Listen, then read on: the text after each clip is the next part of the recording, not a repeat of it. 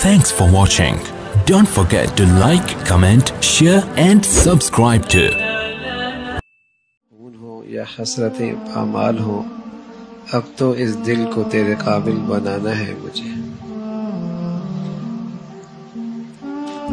اگر آدمی یہ طے کر لے کہ میں نے رمضان میں اپنے اللہ کو منانا ہی ہے اور اپنے اللہ کو پا لینا ہی ہے، اور پھر اپنی سے ہمت اور کوشش شروع کر دے، تو میرے عزیزو یہ ہو نہیں سکتا کہ اللہ سچی طلب کرنے والوں کو یہ دولت عطا نہ فرمائے۔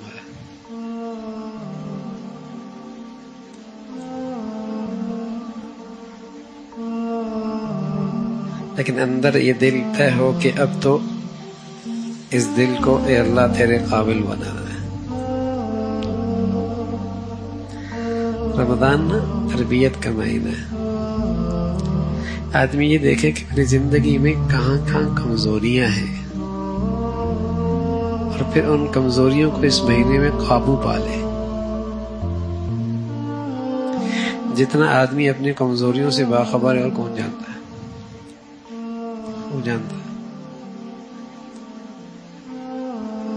زبان کا تیز ہے، غصے کا تیز ہے، عبادت کا چور ہے، مال میں طبیعت میں بخل ہے، بدگمانی ہے۔ ہر آدمی جانتا ہے کہ کہاں کہاں کمزوریاں ہیں۔ عبادت میں کمزوری ہے، اخلاق میں کمزوری ہے، اللہ کا حق ضائع کرتا ہے، مخلوق کا زیادتی کرتا ہے۔ تو یہ ایک تربیت کا مہینہ ہے، تو آدمی ان کمزوریوں پہ قابو پا لے۔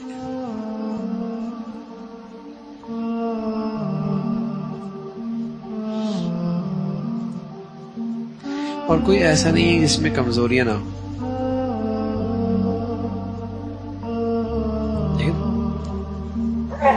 تو اس مہینے میں آدمی اپنی کمزوریوں پہ نظر رکھے اور پھر ان پر قابو پانے کی کوشش کرے۔ کہاں گڑبڑ کرتا ہے؟ اخلاق میں، عبادت میں، مالی لحاظ سے بخل کرتا ہے،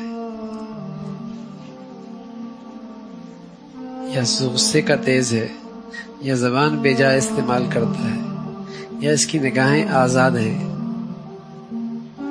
یا دل نہ جانے کون کون سے وادیوں میں گھومتا رہتا ہے، کیا کیا سوچتا رہتا ہے۔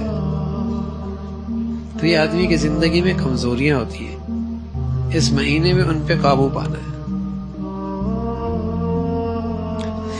رمضان صرف افطاری کے لیے، سحری کے لیے، تراویحوں کے لیے، اس کے لیے نہیں آتا۔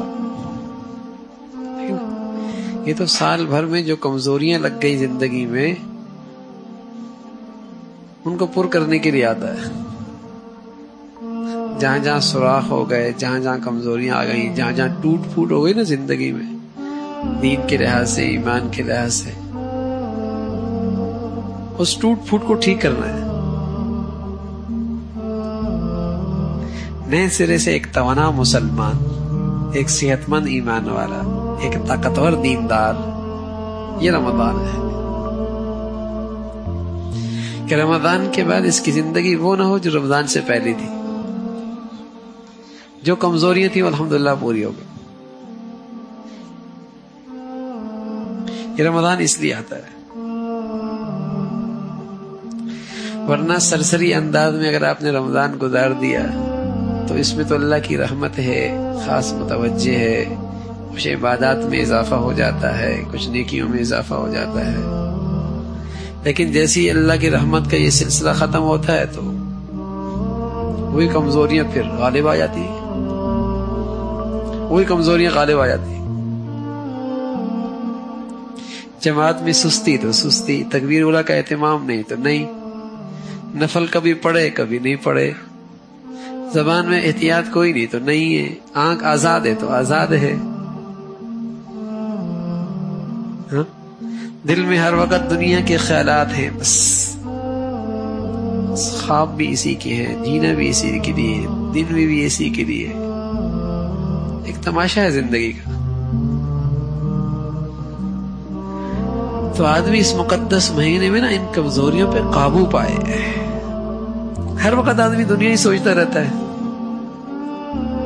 اس سے بھی کوئی بڑا نادان ہوگا, بیوقوف ہوگا.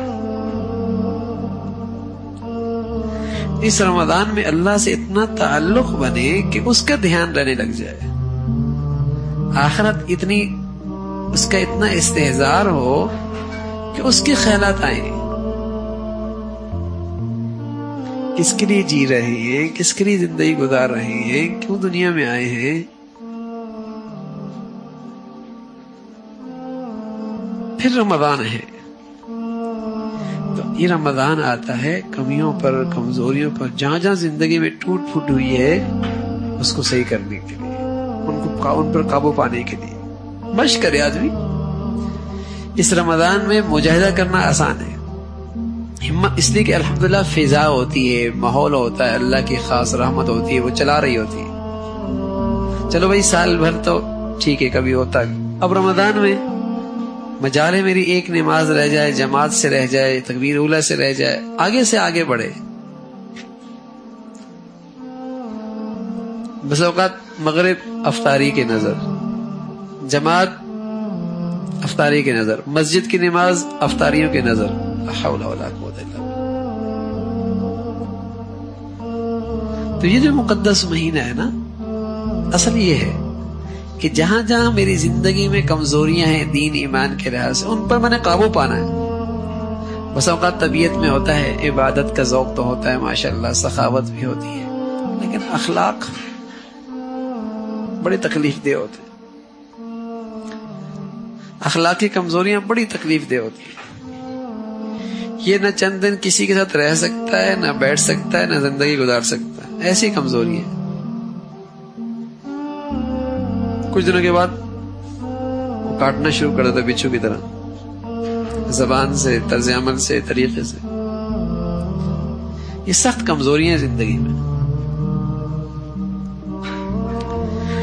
تو ایک نیا انسان, ایک نیا مسلمان, تازگی اس کے اندر آ جائے, نئی زندگی آ جائے, یہ ایمان ہے, یہ ایمان ہے. پھر مزہ ہے رمضان کا. لا إله إلا الله لا إله